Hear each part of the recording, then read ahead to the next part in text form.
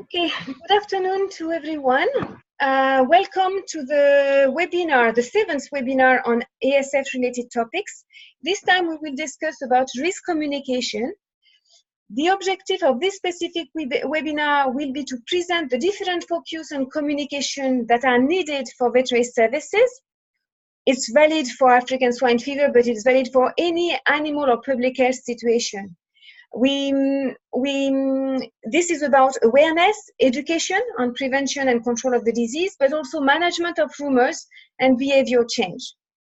We will also present the communication tool developed by the OIE with regard to the African swine fever communication campaign and explain how it can be adapted at national level. And we will share two experiences, one from an infected country on how the African swine fever campaign can be used to control African swine fever. It will be the example of Vietnam. And the experience from a free country on how this campaign can be used to prevent the introduction of African swine fever. It will be the example of the Philippines. So basically, you will have 3 presentations, 15 minutes each, and we will try to keep 15 minutes at the end for questions. So as for previous webinars, we will not take oral questions, but written questions. So please, as soon as you have questions, begin to write it in the chat box that you will find in the menu below of your screen. So before I start introducing the first speaker, I would like you to kindly write your name and the name of your country in the chat box. This is for our internal monitoring. So our first speaker is Catherine Bertrand-Ferrandis. She is the head of communication unit at the OIE, the World Organization for Animal Health. Dr. Bertrand-Ferrandis is a veterinarian by training, and after practicing equine medicine for several years, she entered the policy sector by coordinating a national action plan for the French Ministry of Agriculture. 10 years ago, a professional reorientation took her into the communication field, fulfilling her wish to transfer knowledge. She worked as a journalist and deputy editor of a group of 5 animal health newspapers. Over the past 6 years, she has spearheaded the evolution of the OIE communications. Dr. Bertrand-Ferrandis' skills cover institutional and intercultural communication, public and press relations, risk communication, management, and training. Please, Catherine, you have the floor. Thank you very much, Laure. Thanks for joining this webinar. Thank you to everyone, and thank you very much to our Bangkok colleagues for organizing it. I'm here with Lucia Escati, who is a communication officer, and she's the one really managing the campaign on African swine fever here at the headquarters of the OIE in Paris. So what we will do is that I will introduce the topic, give the floor to Lucia. It will be a duo, and come back to me at the end in order to go deeper in the topic. Could we move to the other side? Okay. So the plan today is to present the campaign, but also to explain why are we communicating on African swine fever now. What is the issue? Why do we want to focus on it now? And who needs to change their behavior? We will look at how to use and disseminate the campaign, and also we will have some message at the end for you to take into account in order to go beyond at the regional level and to try to face the challenge you have in the implementation of this campaign and in your efforts of communication in the field. So, African swine fever. What is our issue here? We have a disease that calls us to focus on prevention because there is no vaccine, because it's a highly resistant virus in the environment and in pork products, and because many different actors can be involved in the dissemination of the disease. So all those reasons, and the fact that the disease is spreading now in Asia and that your industry is really suffering from the disease impacts, explain why we want to communicate on the issue. We have high mortality rates in wild and domestic pigs. We have a devastating disease for farming economy, with losses in pigs in big and small farms. And we have a threat for the livelihoods and the food security of the countries and of the population. So it's not only problematic of big farms, it's really about smallholders too. In order to really reach them, we need to be very careful in the way we communicate with them. The regional focus on Asia, some figures about Asia today that are coming from our World Animal Health System waste. We have 4,480 ongoing outbreaks, 6 countries currently affected, countries which have notified to a waste system that they have outbreaks in their territory. And we have 3 million animal losses reported.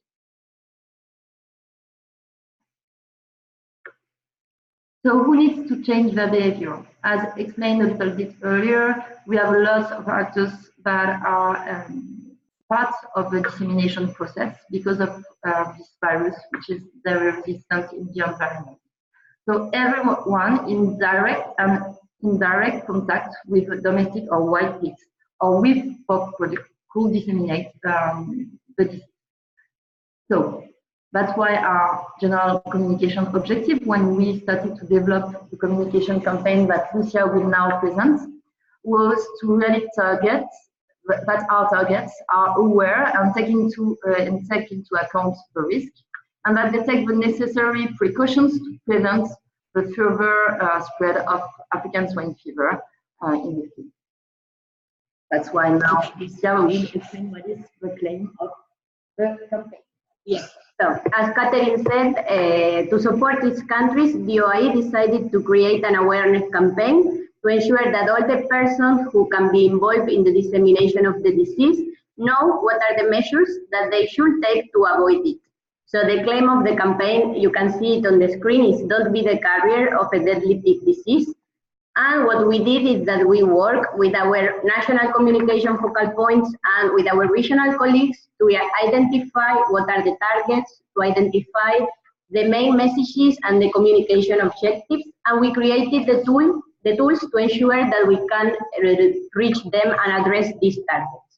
So you will see that in contact with pigs, we have the farmers, either small pig farmers or commercial pig farms. So our objective is that they respect the biosecurity measures in their farms and that they feed their pigs responsibly. And we created some tools to disseminate these messages to these specific targets. So there are available posters, GIFs that are short animations, and a specific infographic on biosecurity principles. Then we have other targets that can be involved in the dissemination of pork products or pigs, such as travelers. So our objective with them is that they avoid this kind of practices, that they do not carry pigs or pork products. And we created a poster that can be pasted in the airports. We created leaflets that can be disseminated to the travelers, and a short animation that can also be played in the plane's screens. And we have also the transport authorities, and what we need is that they are informed of the ASF infected countries, so they stay vigilant and they check for all pork products. And there is a poster, and a specific poster that addresses these authorities to ensure that they receive the messages. And finally, we have some actors that are in contact with wild pigs, mainly hunters, and we want that they prevent the contact between wild boars and domestic pigs or their products, so we created a poster and a short animation for them. And then we have some general tools that can be used to address these targets or others, and they include a general poster, a video, a social media toolkit that includes messages and visuals that can be used in social media, and an email footer. All these tools that I have just mentioned and that are on the screen can be found and can be downloaded from the URL that you can see now on the screen. So we invite you to visit it and to know more information and to access to the Trello board where the tools are available to be downloaded. So now, how can you get involved, use and disseminate this campaign? we created this simple path that includes some steps that you can take to take ownership of this campaign.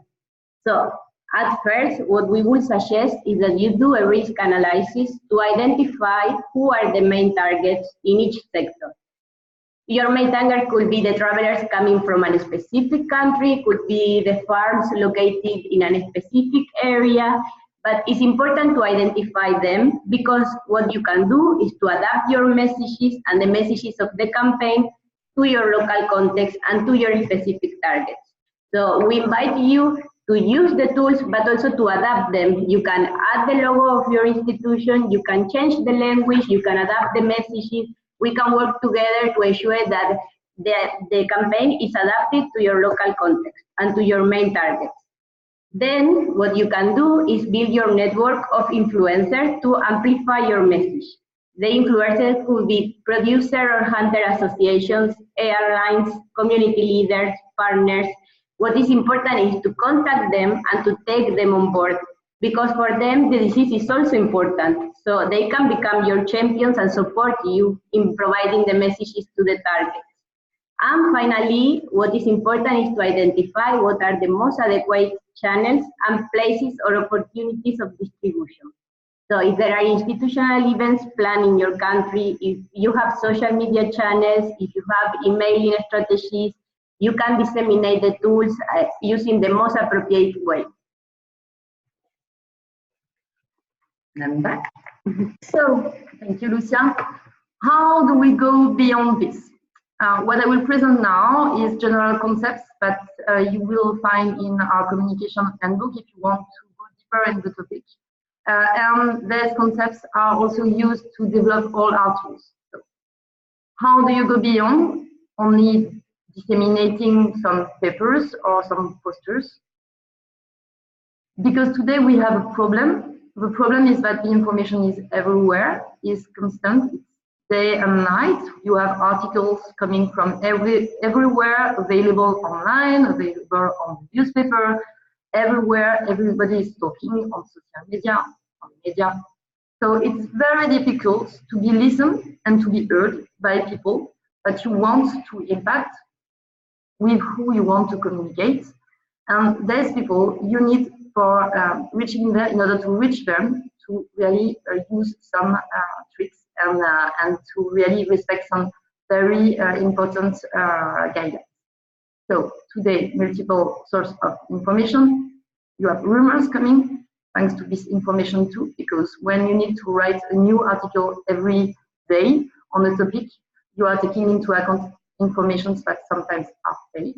And so how do you make sure that your good information as policymaker is heard by farmers, for example, by other stakeholders? Last part, which makes it difficult to communicate, is that the changing habits is very difficult because people resist, not because they don't want to change, but because changing is risky. And sometimes there is negative consequences to the change that can be seen as short-term, but benefits on a long-term perspective are more difficult to be seen by people. What do you do in order to be listened and to face these challenges? The first of the three words that I will use, the first is adaptation. You need to adapt your messages to your audience. And for this, you need to understand them. As I just explained, one of the challenges is that there is a resistance to change habits and to change behavior. So you need to remember that scientific information is not a communication message. And in order to draft a communication message, a message that will really impact the person who will listen to you, you need to put yourself in your audience shoes. You need to understand what is their concern and not only your concern, so that you can adapt what you are saying and you can address the real reasons that will help them to change their habits and to change their way to see the way they act. You need to understand their barriers and to adapt your message. And to adapt your message, you need also to respect some good practice on communication. And here we are listing 7 C's so that you can use them when you write your message after having understood what is the problem and the values of your audience. So there's 7 C's that you will find also in the handbook that we will present at the end. Are to command the attention, so that you attract the attention of your audience. To clarify your message, as I said, scientific words are not understandable by people in the field. You need really to simplify your message. You need to communicate the benefits, because they need to understand what is their benefits in order to change their behavior, so that will change their behavior. Consistency counts, and I will repeat it again in a few minutes. Scatter to the heart and the head. So you need to speak to the heart and to the head, so that people take into account emotion in order to change their behavior. Create trust and call to action. Second word, so the first word was adaptation of messages to your target. Adaptation. The second one will be trust. Trust is very important, because in this world of media and of constant circulation of the information everywhere and coming from everywhere, and in this world where rumors and fake news have a big impact on the information, you need to be seen, you as policymaker, as national authorities, you need to be seen as a reference. And for this, you need to make sure that you respect the timing of communication, which is the timing of the newspapers or of the social media. I'm not saying that you will communicate every 2 minutes, but you need to ensure that you communicate regularly with updates on the situation, so that people know that they can trust you to give the information to the public and to be transparent to the public. The fact that you will communicate regularly and you will ensure that you give the information timely to your audience will avoid to give too much space to the rumors. So try to change a little the habit that we have as national authorities or as policy makers most of the time. I know what I'm talking about. We tend to wait to be very, very, very sure before communicating any information, but the fact is that during the time you will wait to be sure, the others will communicate for you, and rumors will be able to spread, and fake news will be able to spread. And the second part of this trust part is to create the trust by showing that you care.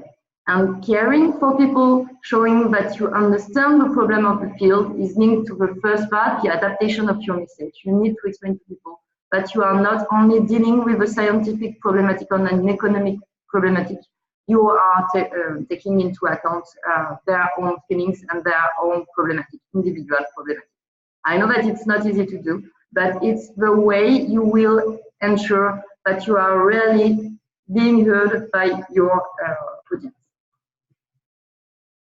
And last word is consistency.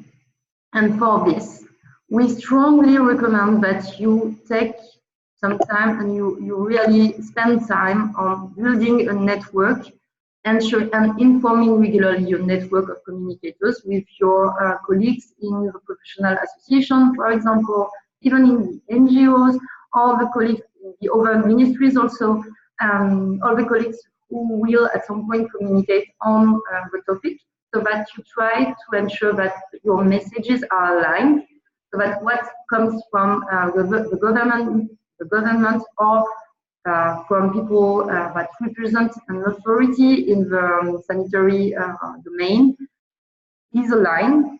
All these information are aligned, and so that the audience at the end, your farmers, for example, or your travelers, hear always the same message, and hearing always the same message will help them to change their behavior. If they hear different messages, they won't know which one is to be followed.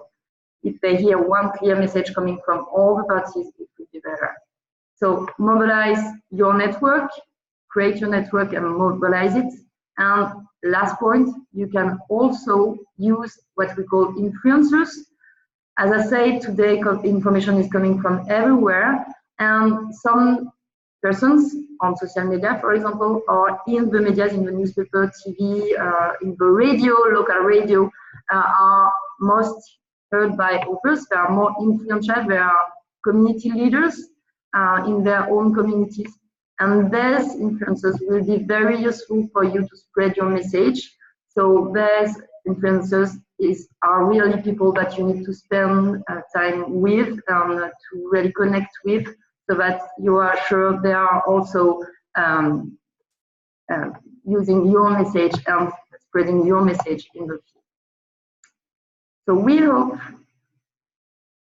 that this, there is a last one, sorry. And the last one, the last advice we'll have for everything for today, and we will stop just after, is that we need to show the good example.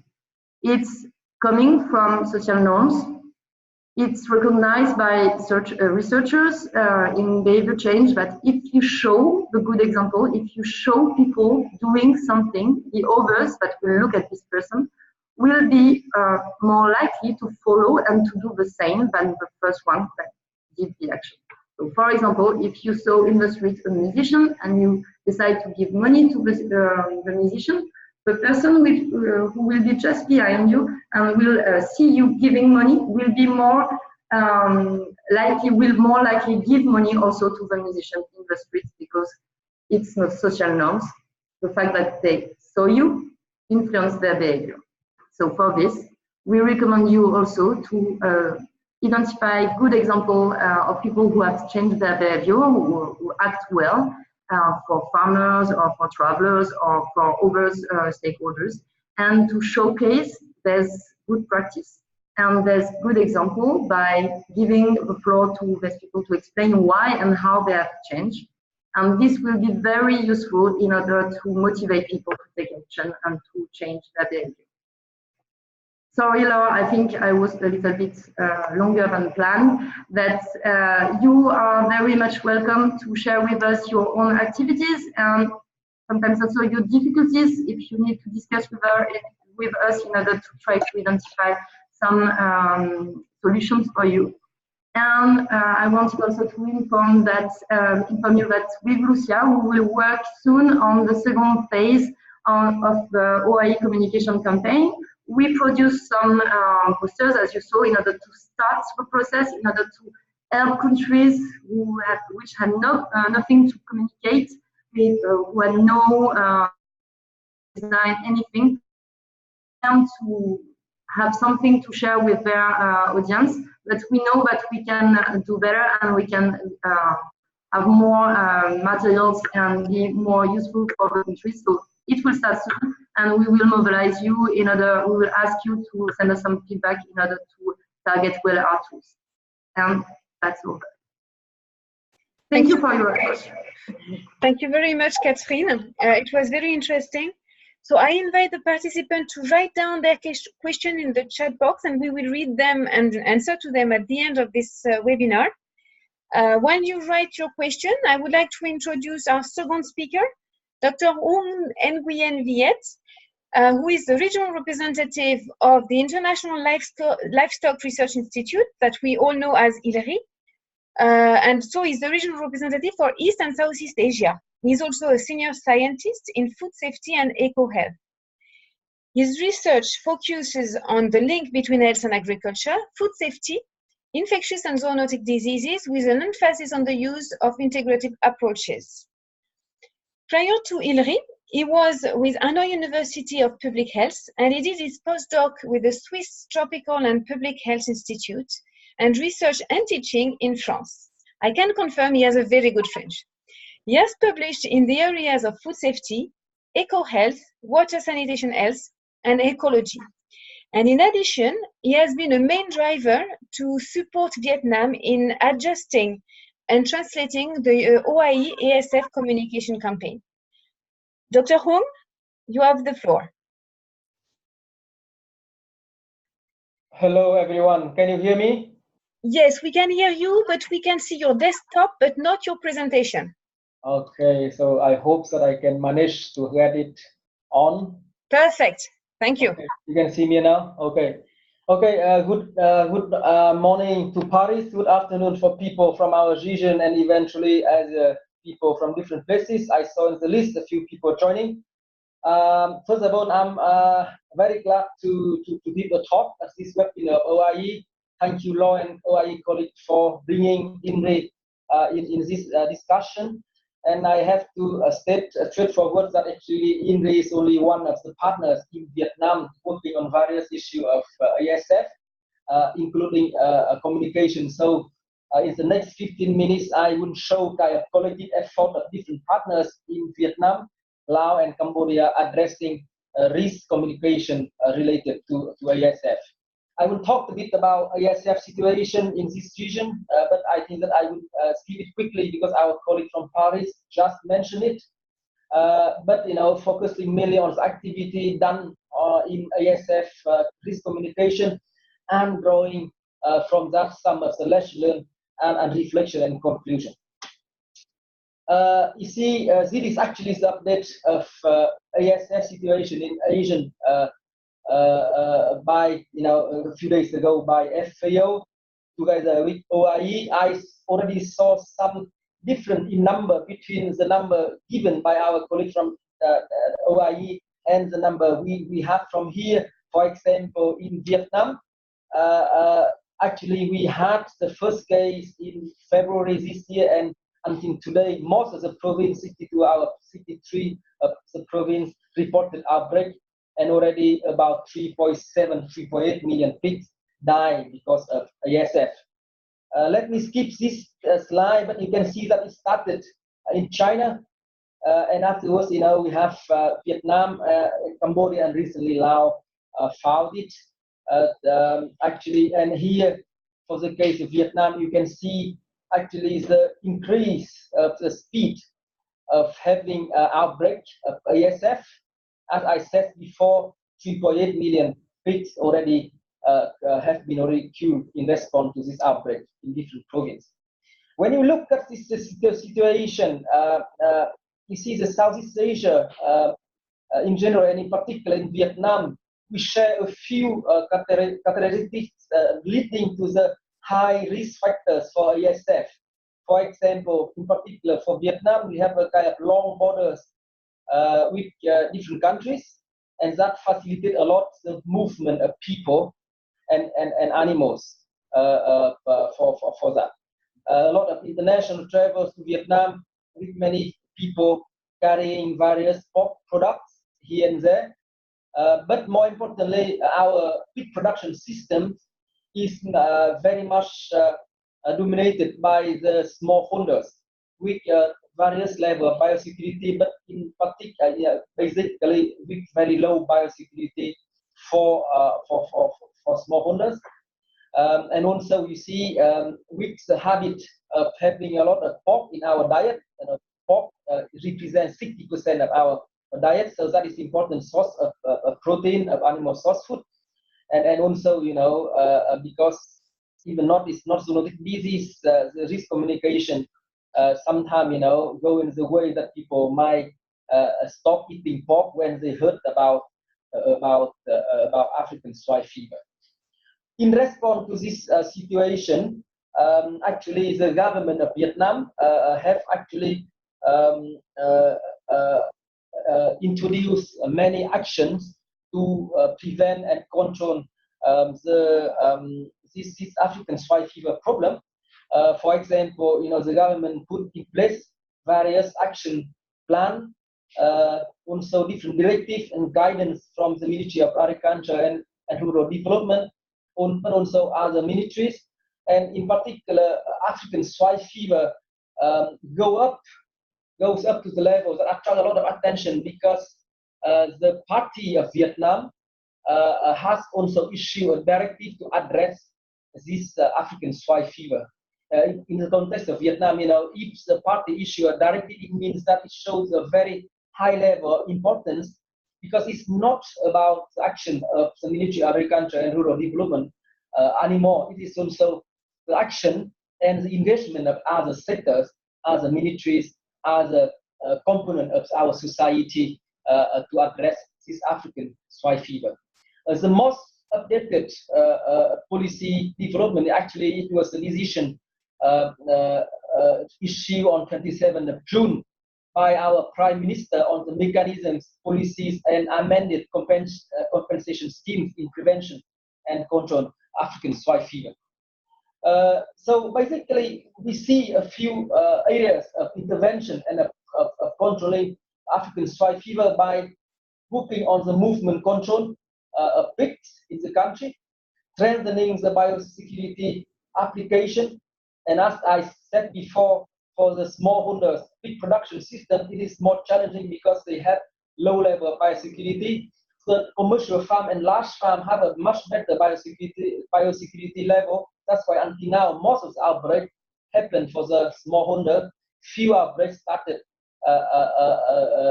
being observed in large farm. A lot of this communication to raise the public awareness has been implemented, and also the compensation schemes for farmers. Of course, the animal health workers work a lot to identify outbreak, to certify, to put it on the compensation schemes. But of course, the payment of compensation is limited, varies depending on the availability of funds of different provinces in Vietnam. Okay, so this is a little bit the context. Now, moving to the action linked to the risk communication for ASF, what did we do? It's not about INRI alone, but also on the partners. So you see that we contacted our colleagues from OIE who connected us to people from FAO in the country, but also Ministry of Agriculture and Rural Development, together with National Agriculture Extension Centers in Vietnam, to work on the translation of some of the OIE materials for ASF, targeting a few key actors of big value chain in Vietnam. So you see that we coordinated very nicely with different partners, and we put the things in Vietnamese. It was approved by various levels, the military, but also from OIE. We put different logos to show the partnership, and we put these materials online on Facebook and various websites in Vietnam, in particular the Facebook of INRI in Vietnam. So I know that people, our colleagues from Ministry of Agriculture and Rural Development, from extension centers and other organizations have used also these materials to print out, to distribute, and also to post online in the context of Vietnam. So we focus here, for example, you have here the management, so for animal health people, for the farmers, for the biosecurity levels, different principles of biosecurity. Unfortunately, I don't have all the data on the distribution, but for example, we counted the distribution on the Facebook. So we have about 10 million reach, 1 million, 10,000 reach, 1,000 engaged, and 75 share only for the from the website of INRI. So that's actually what we can count.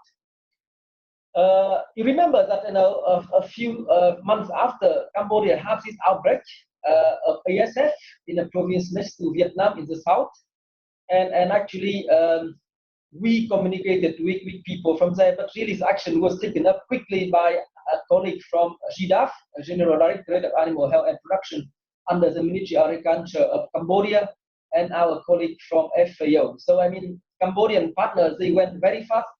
They translated the document in Khmer and actively distributed it in various channels.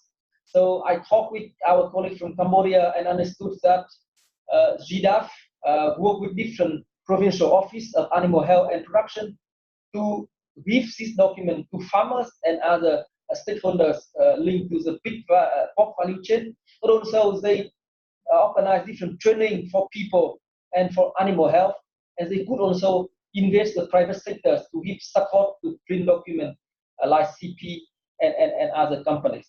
The latest development of that is, in fact, yesterday, 31st of July, Prime Minister of Cambodia has signed an advice document on prevention and control of ASF, and also emphasize on the import-export of pork product in and out of Cambodia. So I think that is actually nicely address the situation.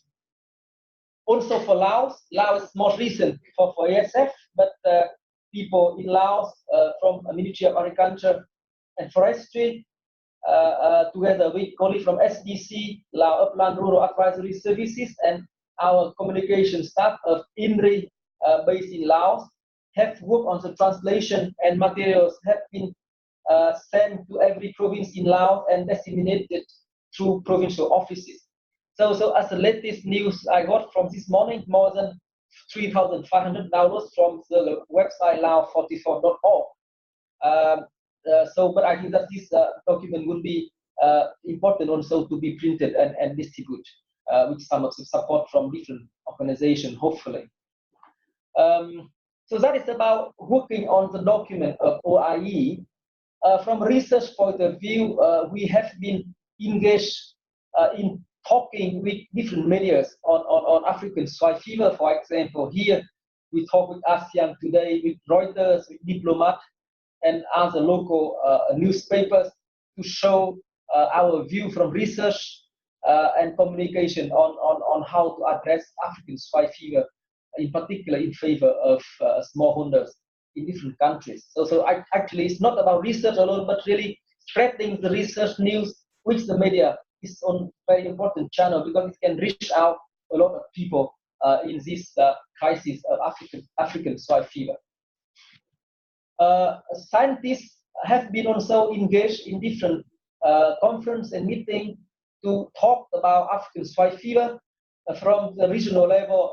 You might remember we had a big international conference called ISV in Chiang Mai in November 2018, where FAO and OIE, I think, put together a very important session on African swine fever, attracting a lot of attention of that conference last year. More recently, INRI, together with University of Sydney, organized a regional workshop on big research focusing on smallholders. And there we have a panel discussion and one session on animal health. And we talked a lot about African swine fever, both from research and also potential on intervention.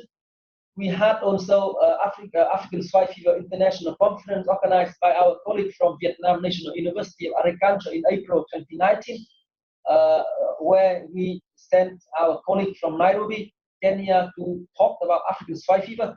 So don't forget that African swine fever was detected and discovered in Africa, in Kenya.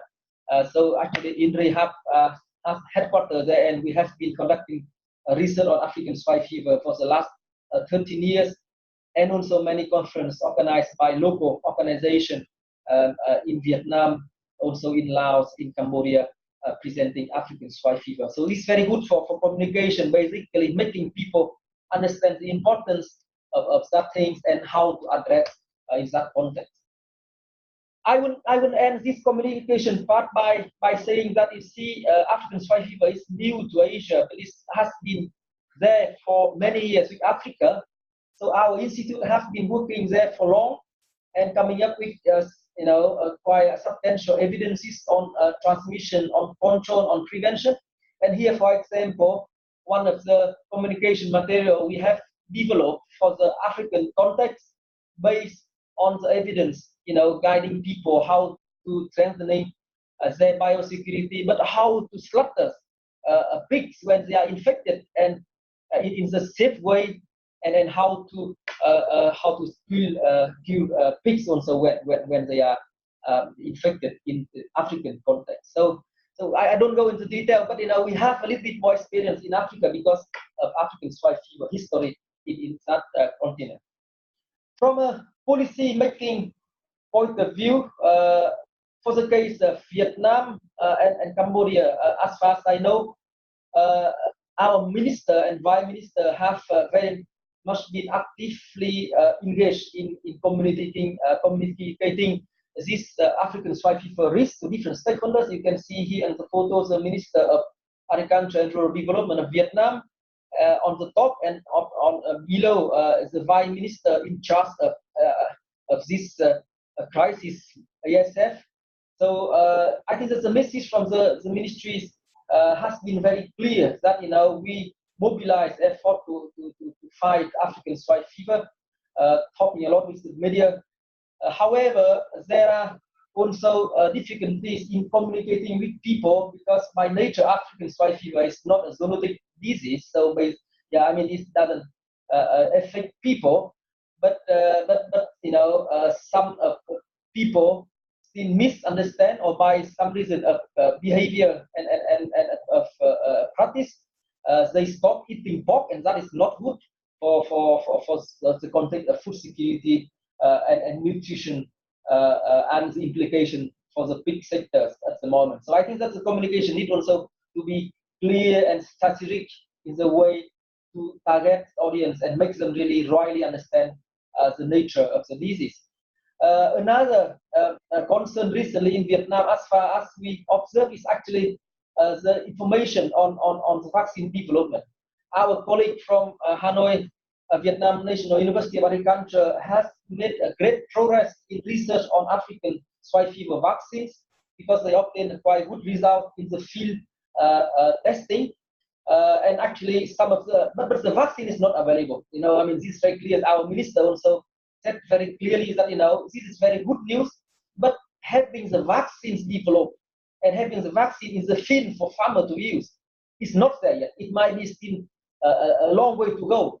But some of the media didn't reflect this message in the correct way, and they run a few titles that, you know, Vietnam successful develop African swine fever, and actually some of work need to be improved in terms of education of media people to really correctly communicate the result of some of its research.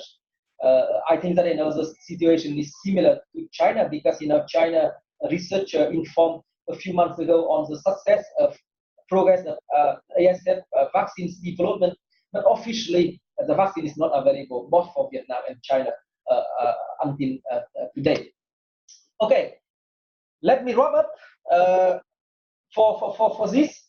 I think that's the first point you can say that is actually it's very clear that African swine fever has caused important loss for small and medium scale sectors, pig production, affecting food security, and of course some social issue in the country that I mentioned from the beginning. Even our party issues a directive and actually involved many sectors and people working on that. The government in different countries took serious action on African swine fever rapidly, but the communication on African swine fever is sometimes slow and lack of communication materials at local level. So various partners have been working to improve that. Now it's much better. So you remember that from the beginning, some of the private sectors produce themselves the material communication materials to distribute to farmers, and now more people work on that. I mentioned before that there are some local media issue making public confused about zoonotic issue, zoonotic characters of the disease, but also the vaccine development, and that needs to be improved. Generally, we appreciate very much media effort because that goes very fast, and you know, it may help people to understand the situation, but some areas of improvement need to be done. Translation of African swine fever materials and online distribution is reaching audience quickly. There has not been a lot of adaptation and tailored to the local context. We did a bit, but I think that we are not there yet. So I think that, you know, maybe would be good to have a second generation of contextualized and country-specific materials, taking the OIE, but also revised a bit based on the context that we are having. Engage in different communication platforms is important for different partners, in particular researcher for interview, conference, help spreading the news of African swine fever. I think that is also important for different organizations to develop a different talking points and message for influencers and experts, important in order to mitigate sensational news. You know, when it goes from important people, it goes better in terms of communication. And finally, the risk communication is not in the hand of anyone in our society. So that's why the effort of working closely with the government, with industry, with media, to achieve good communication activities is key in risk communication. So that's actually our experience from the region, and I would like to thank the contribution of many colleagues at INRI with whom I prepared this talk, but also our colleagues from Ministry of Agriculture and Rural Development, from VNUR, from FAO, and some of this work have been supported by Asia, Australian Centre International Agriculture Research, our CGA Livestock Research Program, and Agriculture for Nutrition and Health. And with that, I end my talk here, and I thank you very much for the attention. Thank you very much, Dr. Hong. It was a very interesting presentation. Thank you for sharing the experience of Hillary in Africa. And I particularly like the example you gave, because this was a poster with very comprehensive, very nice pictures, easy to understand, but also dealing with a specificity that is common in Africa and in Asia. In some countries, we may have different ethnies with different languages. And on this specific poster, in addition to the pictures, we had 5 different languages. So this could be a good example for also some of the Asian countries here, knowing as well that it's now several years, several decades that Africa has learned to live with African swine fever, and we may have to consider how they manage it in Asia. So with this, I will ask you to stop sharing your screen that we can still see. So on the top of your screen, you will have the red button. Okay. And on my side, I will introduce Dr. Lagayan. She's a veterinarian from the Philippines, and she has been assigned as the OIE focal point on communication for her country. She is also delegated to represent the Philippines in meetings related to the ASEAN Communication Group on Livestock. At present, she is assigned as spokesperson for the Bureau of Animal Industry for Animal Health and Welfare Concerns. So she is the Bureau's voice related to all media, and she also acts as a resource person for topics related to rabies, African swine fever, and risk communication. Dr. Joy, the floor is yours. Hi, good afternoon, everyone. Can you hear me? We can't hear you. Sorry, we can't hear you very well. Oh, sorry. I'll just... Maybe closer to the microphone, or... Yes, can you hear me now? Not really. Just a moment. Try again. Can you hear me now? We can hear you, but really the sound is not very good. Just a moment. Let's try this. How about now? Can you hear me now? The same. It's the same. Oh, I wonder what's wrong. So when we tried just before the webinar, it was much better. So I don't know if parameter has been changed. I think, yeah. It's okay now. It's okay now? Yes. All right. So it's better? Yeah, we can hear you very well. Okay. So if you could put your screen, full screen, your presentation in full screen, that would be perfect. Okay. So good afternoon, everyone. I'm just here to share the ASF risk communication experience of the Philippines. And so this is the outline of my presentation. It's ASF, all about ASF prevention, strategies for communication, and future actions. And this is regarding our experience here in the Philippines. So when China first reported ASF, the government immediately had an emergency meeting. This is in the Bureau of Animal Industry. And with that, we have released a technical advisory immediately, and also drafted the contingency plan for African swine fever. This is our strategy against ASF. We named it as BABES so that we can easily remember it. So that's B for ban pork imports, A for avoid swill feeding, B for block entry, E for educate our people, and S for submission of laboratory samples. So banning of importation of domestic and wild pigs, their meat products, and byproducts from ASF affected countries. We have done that for 20 countries right now. The latest is Slovakia. And A is for avoidance of swill feeding. We have issued a memorandum wherein caterers of international and local airlines are not allowed to sell their food waste as feed for the pigs. The middle B in BABES is actually the most difficult part, which is block. This is block entry of a positive ASF infected meat. So from smuggled shipments, luggages from ASF affected countries, hand-carried items, and food waste from foreign vessels. E is for educate. We have a link to all of our information materials, which is available to our stakeholders. And we also have our website and also a Facebook page. And S is for submission of samples. We did have samples that were positive for ASF and from confiscated material. Communication. When we first tried to develop the materials, this is how it looked like. And this was posted in front of the arriving passengers in airports and in seaports. And we also had like a foot disinfection mat. Now, this mat, this is actually in Region 9. It's quite small, but eventually we have upgraded our mats. And the mats itself with the posters act as a information material. It actually most likely acts like a education material for arriving passengers, making them more aware that there is a threat of ASF. And then we had some flyers and handouts that were developed.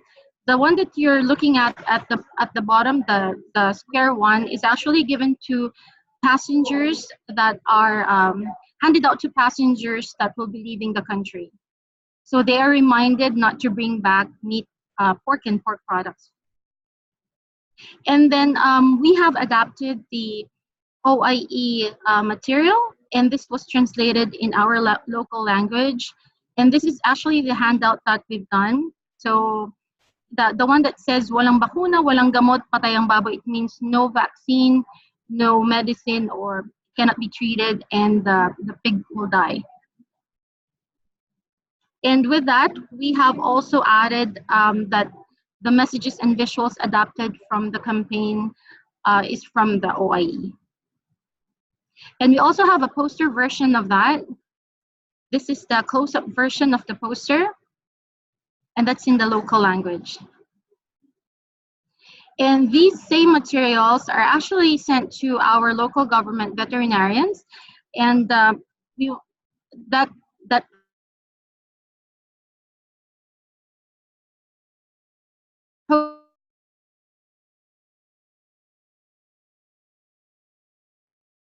Dr. Joy, apparently there's a connection issue. We can't hear you anymore.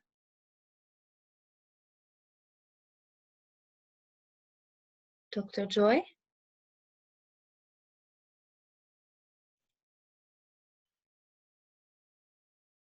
Now it's an active link. It gives them all of the related issuances, IEC materials, PowerPoint presentations, even our contingency plan is there. And then we also have in-flight announcements for arriving passengers. And this was sent to the Association of Airlines in the Philippines. It is in English and Filipino language and translated to Chinese, Japanese, Korean. We were assisted by FAO in the translation.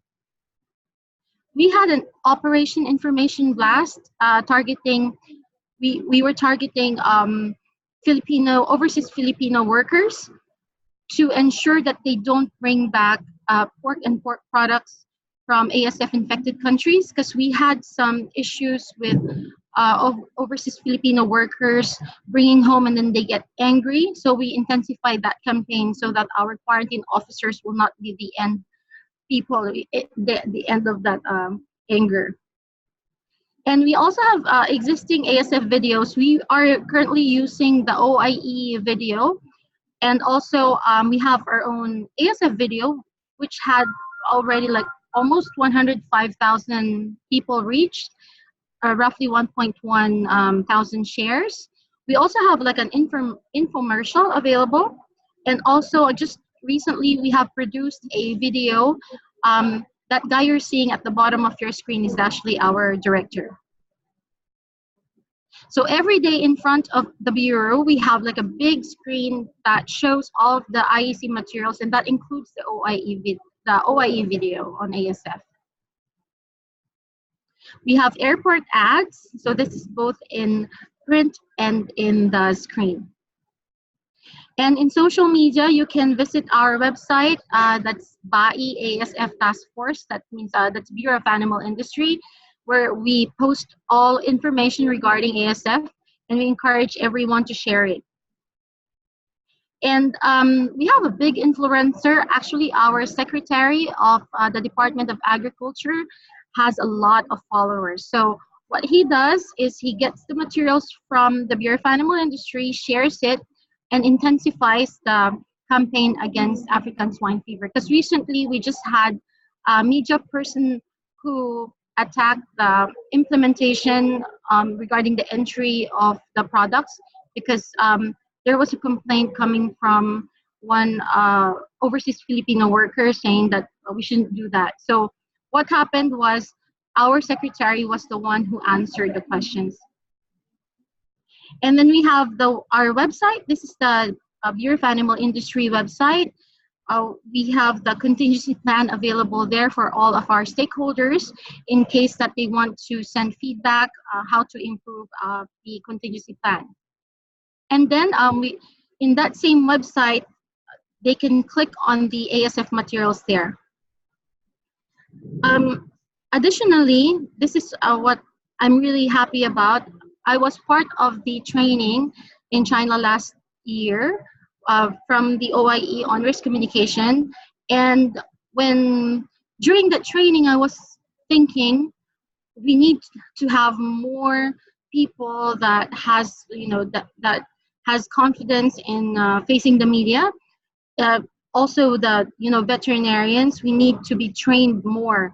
So what I did is when I got back, we had some schedules for risk communication seminars. So this is just one risk communication seminar. First batch is our people, veterinarians working at the Bureau of Animal Industry, and we had some regional Department of Agriculture regional coordinators, and we almost did the same thing that we did during that training, but only for one whole day. So I compressed everything in one whole day. And then this is another seminar, but this is targeting the ASF coordinators and quick response team. And almost same thing, we include ASF in the topic, and then we also included risk communication. And lastly, for just this week, actually, I'm still in the room where we had this training. We had a training on animal disease emergencies and response to transboundary animal disease outbreaks. So in this specific training, we also included risk communication, and we did the same simulation, but instead of doing the example there, we did like an example of simulated ASF outbreak. And we had a couple of media interviews, radio interviews. That's actually our director in the left picture, and then on the right picture, that's one of my colleagues. And then some media interviews. This is in the field, in the office, and some media press conference. And in studio interviews, I had a couple of shares of interviews. We also conducted like a stakeholder seminars. This is targeting both private sector and also our local government veterinarians and counterparts. And lastly, future actions. We have our communication team has developed this communication material, because right now what we wanted is to target the backyard farmers. We noticed that some of the experience of countries with African swine fever, it started with backyard farmers instead of the big commercial farms. So what we wanted to do now is target these backyard farmers, change them, and also translate most of the work that we've been doing from English to their local language so that they can easily understand the materials. Even the video was in English, so we need to translate some of our videos to their local language. So the target for this specific material, we are still editing it, and we might release it maybe by next week.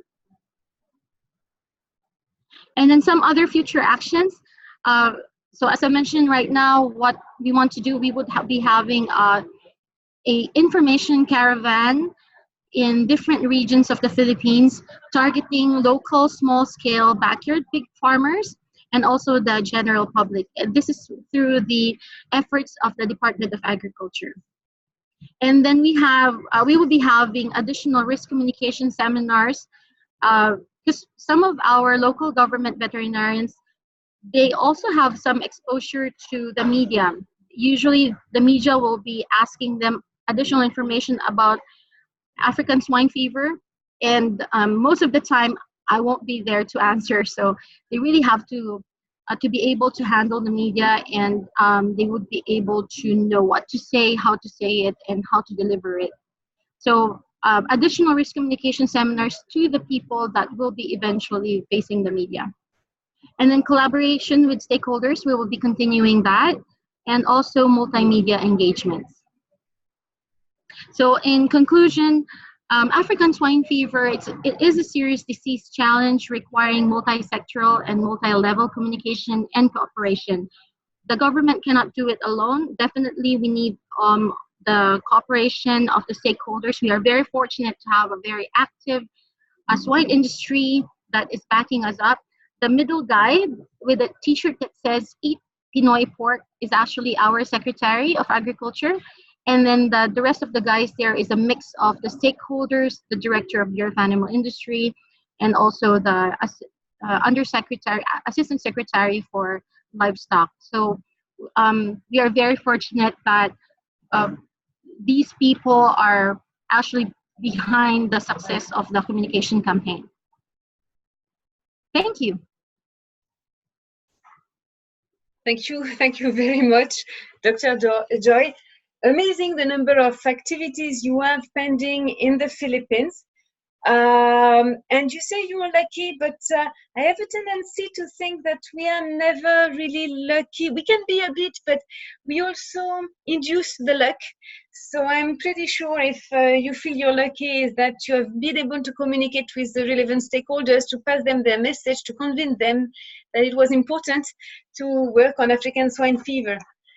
So I can't see any specific question for the time being. I do have some. Let me, well, I know that we have passed the hour. We're just after the hour, so I will only keep, I had several questions for the three of you. I will keep just one short question for you, Dr. Joy. I've noted in your presentation that you provide some documents to people leaving the Philippines once they are, not to bring back pork product when they are back to the Philippines. Do you provide something similar for tourists coming from I don't know where else, but to the Philippines for their holidays, or for, mainly for holidays, or to visit families and friends? I'm sorry, do we provide, what was the question again? So you provide written documents for people leaving the Philippines but supposed to come back, not for them to bring back products, but do you do something similar for people coming from abroad but coming to the Philippines, and then with a plan to leave afterwards, but so that they do not bring or do not introduce pork product into the Philippines? For the people traveling to the Philippines, usually we coordinate with the Department of Tourism and also with the embassies, so that they can advise the people that will be coming in the Philippines not to bring the products, the pork and pork products. But mostly the one that we're using to target the travelers are the IEC materials, information materials in the airports and the seaports, as well as the in-flight announcement before the plane lands, because I think that's very important, and that it is translated in other languages. So also in the airport itself, once they land, there is like a amnesty bin where they can leave their product if they, because it will be confiscated eventually. But unfortunately, we don't have like a fine just yet. We're working towards charging a fine for the offenders or those that will be non-compliant. But we haven't implemented it yet because we need to further work on the IRR, the implementing rules and regulation for the fine. Okay, thank you very much.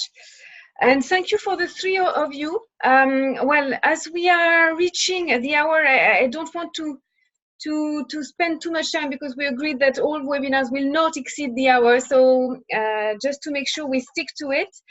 So thank you for our three speakers, Dr. Catherine Bertrand Ferrandis, Dr. Nguyen Hong, and Dr. Joy Lagoyan, for your very great presentation. I'm not a communication specialist, you would know it, but I've learned a lot today. Thank you very much. I hope the other participants learned as well. I will share the screen now for the next webinar that is planned on a subject related to wildlife.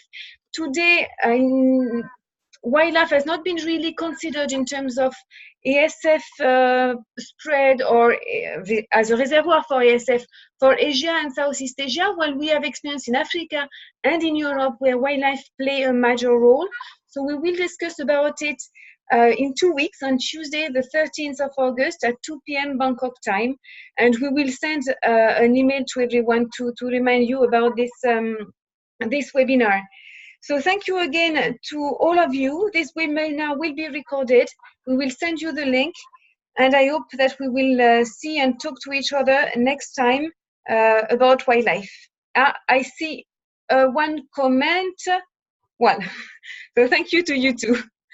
Bye-bye. Bye-bye. Thank you. Thank you very much.